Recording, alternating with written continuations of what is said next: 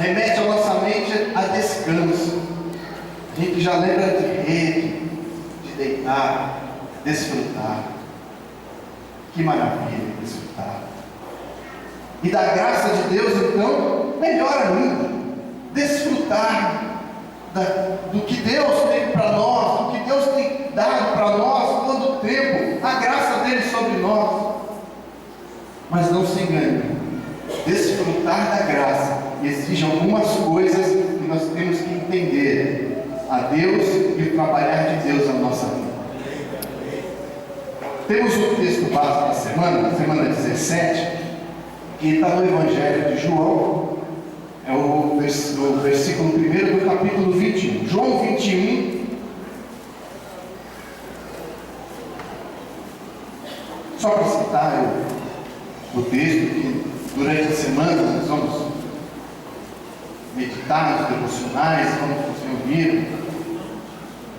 O texto diz, João 21, primeiro: depois disto, tornou Jesus a manifestar-se aos discípulos junto do mar de Tiberíades, e foi assim que ele se manifestou. E segue o capítulo. Jesus ressuscitou, se apresentou a eles e manifestou de uma forma tremenda a graça deles. Nós vamos ver. Eu quero também compartilhar o texto com os irmãos em 2 aos Coríntios.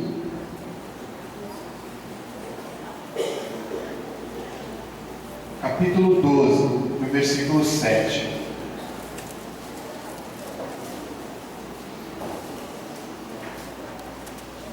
Segunda carta aos Coríntios, capítulo 12, a partir do verso 7.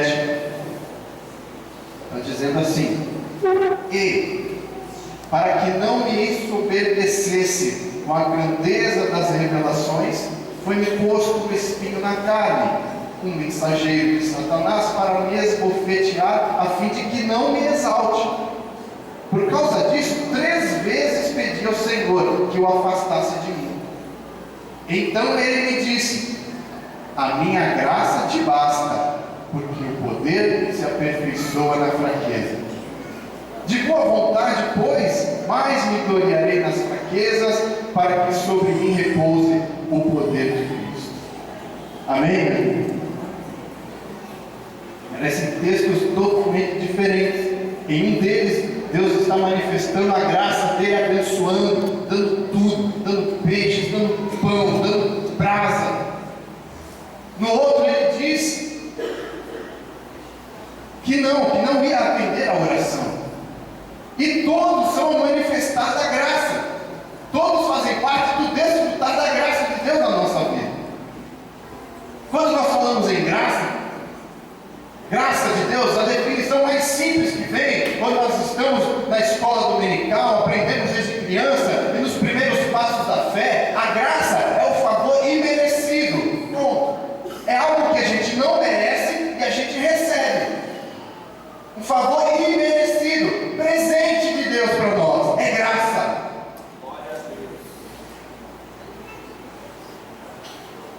Mas a graça, meus irmãos, é daqueles assuntos que é difícil da gente definir em poucas palavras.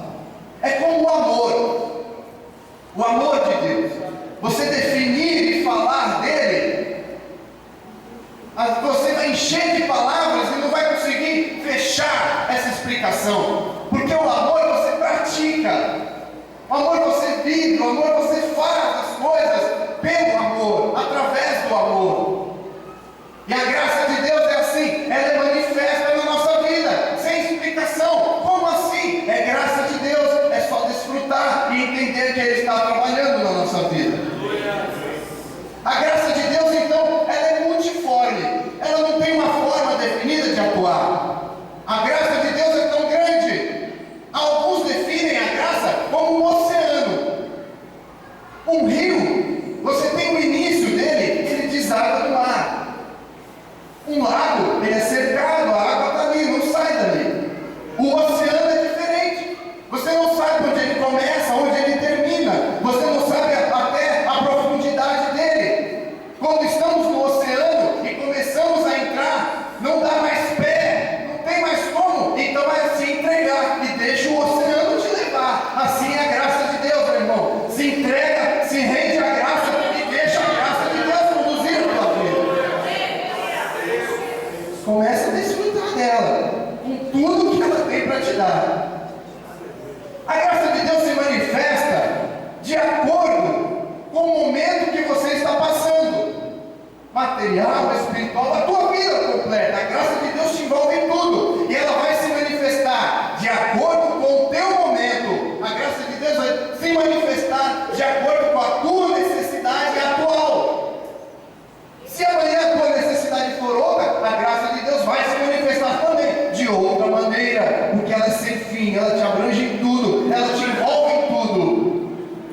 Isso se você vive e confia nela. Então a graça de Deus, ela vem sobre nós, ela atua na nossa vida. E o grande problema em questão é: será que nós estamos preparados para receber a atuação da graça sobre nós? Será que nós estamos preparados para aceitar e nos satisfazer com o que a graça está fazendo na nossa vida? O fato de você estar aí sentado ouvindo a palavra de Deus é o manifestar da graça sobre a tua vida. O fato de você hoje de manhã abrir os teus olhos e começou um novo dia de vida é a graça de Deus sobre a tua vida se manifestando. O fato de você ter chegado da tua casa até aqui, não aconteceu nada, você está ileso, é a graça de Deus se manifestando sobre a tua vida. O fato de você ter passado algum momento difícil de enfermidade, ou está passando um momento difícil, é a graça de Deus conduzindo a tua vida. É a graça atuando na nossa vida.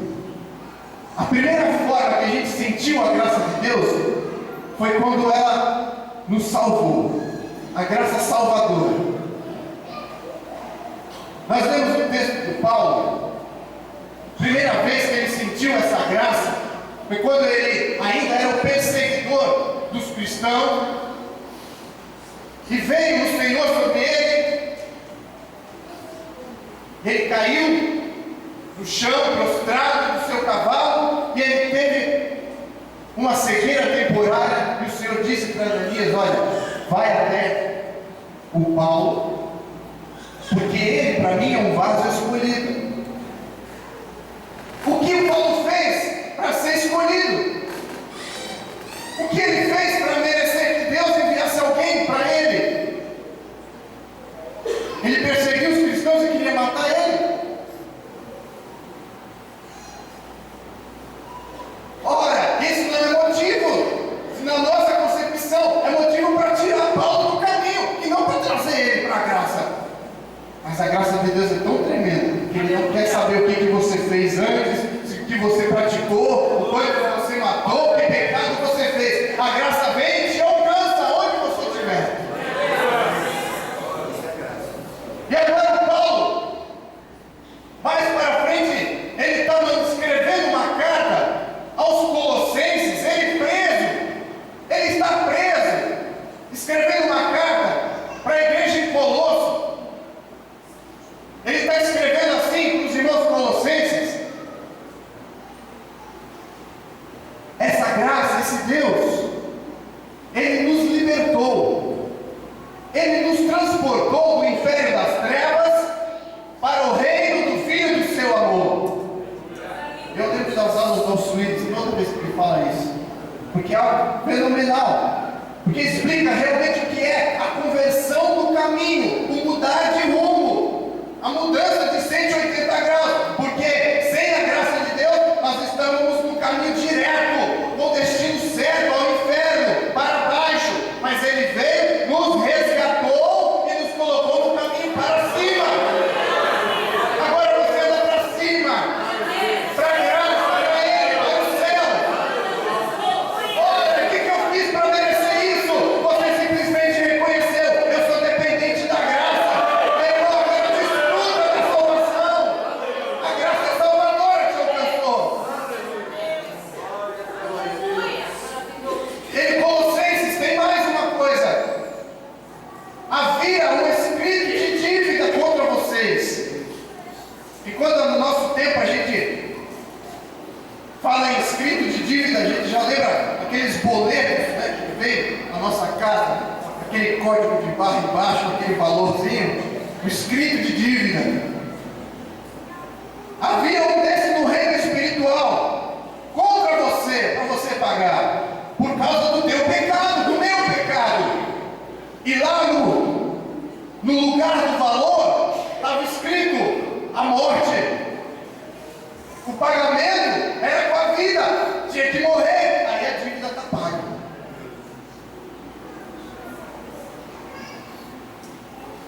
Aleluia. Paulo está escrevendo, pela graça, ele pegou esse escrito de dívida, pegou o boleto que estava no teu nome, colocou no nome dele.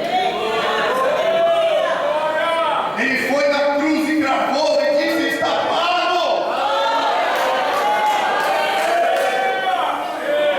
O que você fez para que a sua dívida fosse paga? Ele pegou e pagou, gravou na cruz e disse para todo o reino espiritual: não tem mais dívida alguma, está arriscado escrito de dívida contra mim e contra a tua vida. É a graça salvadora que alcançou. E agora, quando vem o acusador diante de Deus, olha lá, ele pecou, ele falhou. Vem Jesus, o advogado, e diz: não, aqui o recibo, eu paguei, ele não deve nada. É graça salvadora, a primeira que te alcançou. E se você entrou aqui e ainda não tem Jesus na tua vida, essa graça está sendo oferecida hoje para você. Basta reconhecer: eu quero essa graça na minha vida, e ele vai anular toda a dívida do pecado sobre você.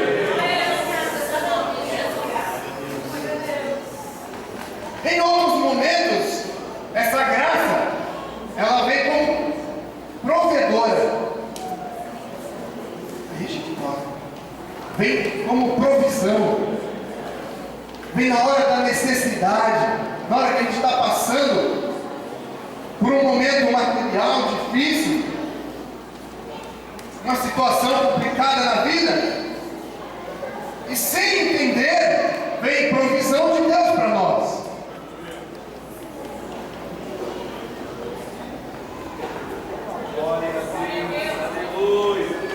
Quando eu estava estudando essa parte, eu lembrei logo da mensagem que o evangelista Leandro trouxe sobre os vales se encherão de água. Os vales se encherão de água. Algumas semanas atrás nós estudamos. E segundo Reis, no capítulo 3. E a explicação que Deus deu para ele: os vales se encherão de água. A provisão vai vir para vocês, porque a necessidade do momento era água. Vai vir sem nuvem, sem vento, sem chuva, sem sinal nenhum. Mas os vales serão cheios de água. Quando a graça vem para prover alguma coisa, não precisa de sinal, não precisa de luz no fim do túnel, não precisa de pequena nuvem. Ela vem e supre a necessidade. Mas a gente, de onde? Olha, eu estou com esse problema e acontece algo. Deve ser isso aí que vai acontecer na minha vida. Eu acho que é isso aí que vai me suprir. Não é. E aí a situação passa, você não recebeu a bênção e a graça não me alcançou. É porque a graça não se manifesta do nosso modo. A graça não se manifesta do jeito que a gente quer, do jeito que a gente planeja, do jeito que a gente pede. A graça simplesmente se manifesta e vem e supre e nos surpreende. No Mateus 6, Jesus está explicando no Evangelho. Olha para as aves. Jesus está apontando, olhando para os discípulos, mostrando: olha as aves do céu. Olha que bonito. Algumas têm as penas brilhantes, outras são coloridas, outras são mais formosas, outras são menores. Olha como elas são. Olha as flores, dá para ver nas flores. Mas olha que flores, muitas, diversas flores, tem rosa, tem amarelo, todas as cores. O que as aves e as flores fazem para ser do jeito que elas são? Veja as aves, elas se alimentam todos os dias, não falta alimento para as aves. Onde é que elas vão comprar? Qual é o mercado que elas vão? De onde vem o alimento delas? Nunca falta. As flores tão bonitas. Jesus, a palavra de Jesus, ele diz: nem Salomão em vestiu como os lírios do campo. Se o Senhor, o Pai, faz isso com as aves, com as flores, como é que Ele não vai cuidar de nós? Estamos vivendo e confiando na graça do Senhor. Deus os alimenta, Deus os veste, Deus te alimenta, Deus te veste, Deus te supre, Deus te surpreende, Deus faz coisas extraordinárias. É para todo mundo, presbíteros. É para você que está vivendo na graça, está confiando, com cara de leão, confiando. Então desfruta dessa bênção, que ela vai vir sobre a tua vida. A graça de Deus, ela atua dando direção para a nossa vida também. Entenda isso? Dando uma diretriz, dirigindo a nossa vida. Aí eu volto aqui no texto que a gente leu, em 2 Coríntios capítulo 12. Paulo, um homem que nos poupa comentários, um homem que, alcançado por Deus, pela graça de Deus, deu toda a sua vida, todos os seus recursos, seu intelecto, dedicou todo o seu vigor da sua vida pelo Evangelho, pelo Senhor, em pregar a palavra, em ir aos 4 cantos do mundo ao qual ele pôde ir. Ele foi, não quis saber se ele seria preso, se seria humilhado, se seria chicoteado. Ele foi porque o que interessava para ele era pregar o Evangelho, era levar a palavra de Deus. Que homem! Trazendo para nós, será que nós abriríamos mão hoje do nosso lar, do nosso emprego, da nossa família, para sair por aí pregando o Evangelho? E esse homem Paulo, ele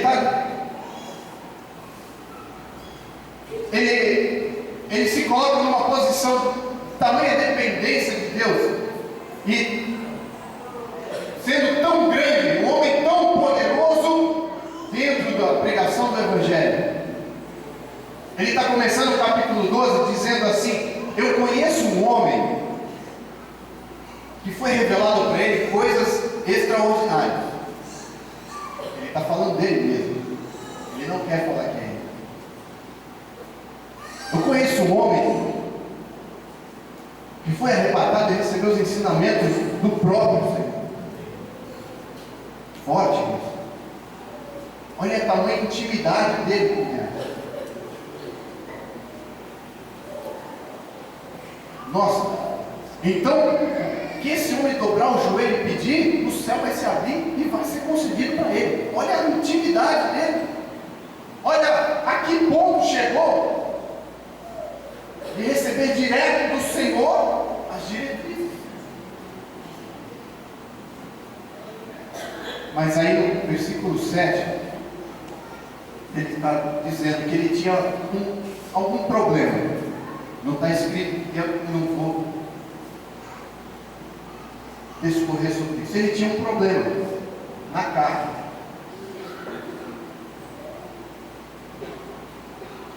E ele diz que orou ao Senhor 3 vezes para que fosse retirado dele esse problema. Se esse problema está me incomodando, dá um jeito. Nada. Orou mais uma vez. O problema é sério. Me ajuda. Orou o Senhor. Não é outra oportunidade. 3ª vez. Se eu estou com um problema sério, me ajuda.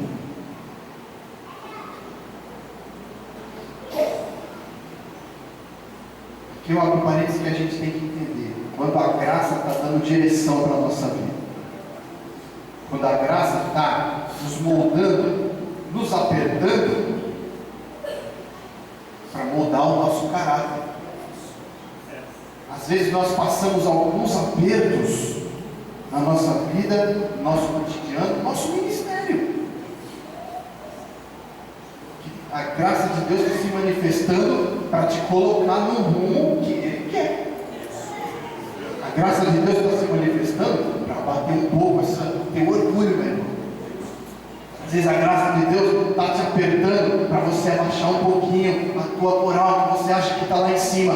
Deus está dando um aperto para você. Calma, é graça de Deus também.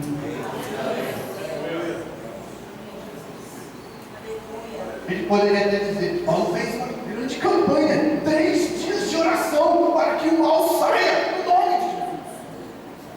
Não teve resposta. A graça de Deus vai te responder 3 coisas quando você pedir. Vai te responder: sim, seja feito o que você pediu. Concordo. A graça de Deus vai te responder: sim, eu concordo, mas espera um pouco. E a graça de Deus vai te responder: não, isso aí eu não dou. Isso não, eu não quero. A minha graça está sobre a tua vida. Nessa grande campanha de oração de Paulo, veio a resposta. A resposta foi: não. O problema vai ficar aí. O que você precisa, eu já te dei. O que você precisa agora, você já tem.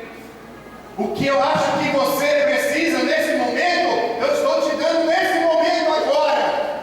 É a minha graça sobre a tua vida. E isso basta, é suficiente.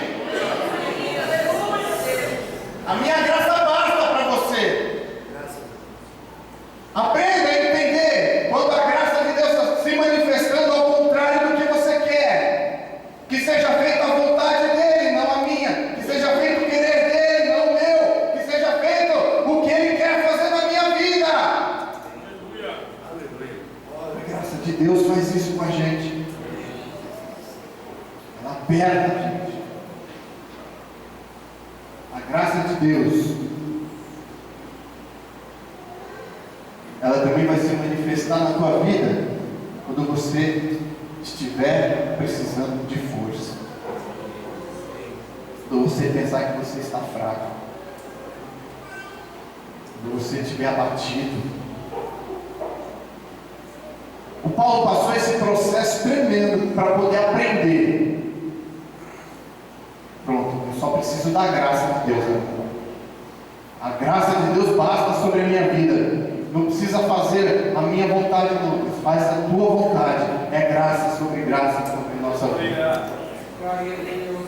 Mais para frente, ele vai explicar para o Timóteo. Timóteo, um jovem, foi enviado para cuidar de uma igreja. E o Paulo vai dar aconselhamentos para ele, vai dar ensinamentos para o Timóteo. E chega a determinado momento e ele diz: olha, Timóteo, meu filho, eu quero que você se fortaleça numa coisa para esse teu ministério bem. Quero que você se apegue em alguma coisa para o seu ministério não parar, para você não fraquejar, para você não se abater diante das dificuldades desse ministério que você está sendo colocado sobre a tua vida.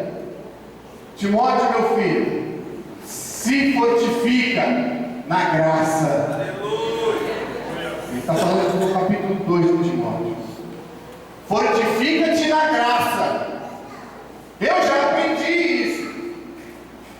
Eu já aprendi a depender da graça. Então se fortifica nela. Ele começa dizendo: olha, se fortifica na graça, sofrendo as aflições como um bom soldado. Glória a Deus. Peraí, mas é para desfrutar a graça ou é para sofrer as aflições? Sofrer as aflições fazem parte da graça de Deus sobre a tua vida. Sofrer as aflições como um bom soldado. Sofrer as aflições com cara não abatida, mas com cara de pé, cara de leão, cara determinada. As aflições vão vir, mas eu estou com a graça de Deus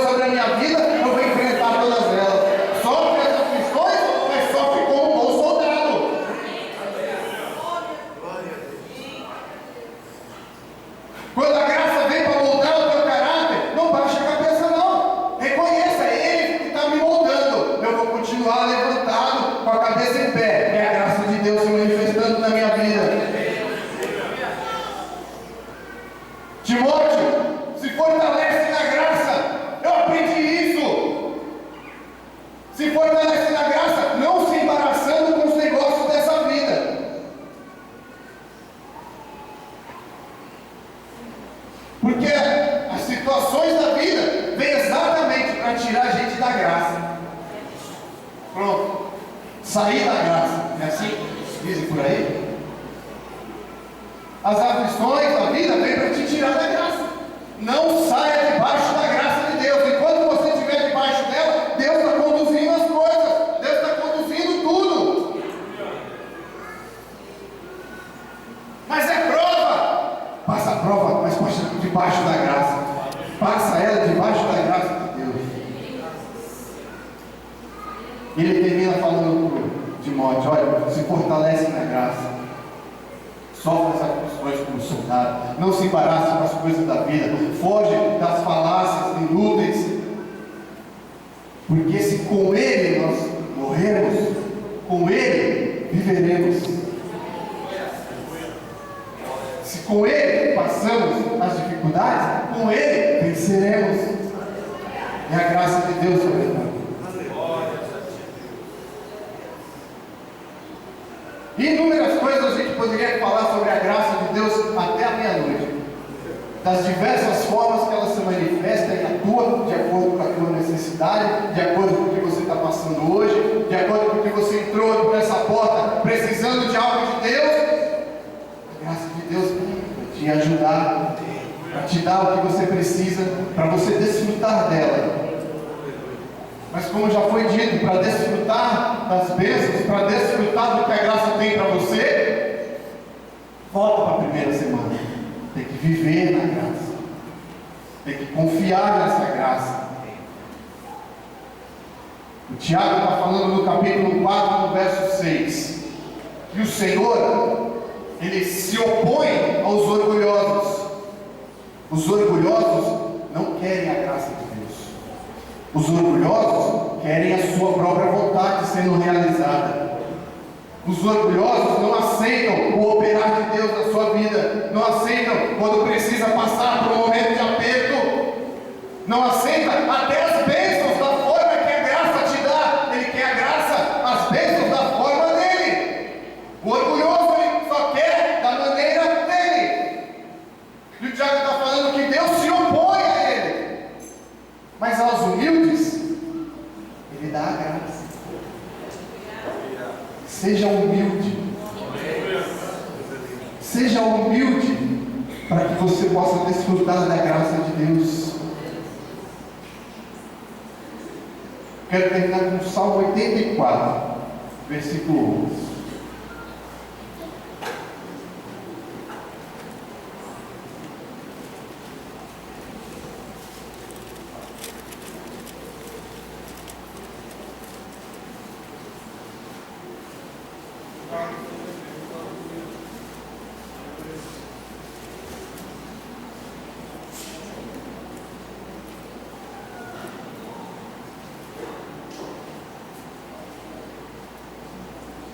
Porque o Senhor é sol e escudo.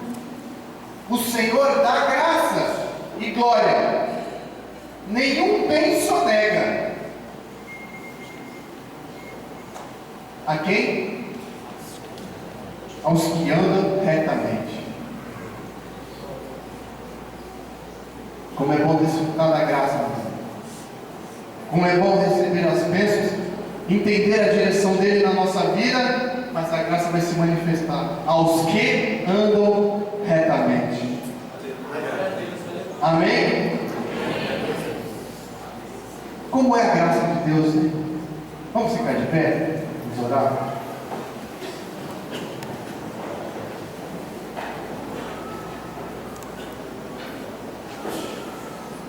A graça de Deus é se manifestar aos justos. A graça de Deus, você vai desfrutar da graça, tudo que ela tem para você, aos humildes, aos que andam corretamente, aqueles que vivem a graça estão confiando nela. Aí a graça vai se manifestar, e você vai desfrutar e vai viver tudo que ela tem para você, até aquilo que você acha que não deveria passar, mas se você entregou a vida para Ele, Ele sabe o que é melhor para você.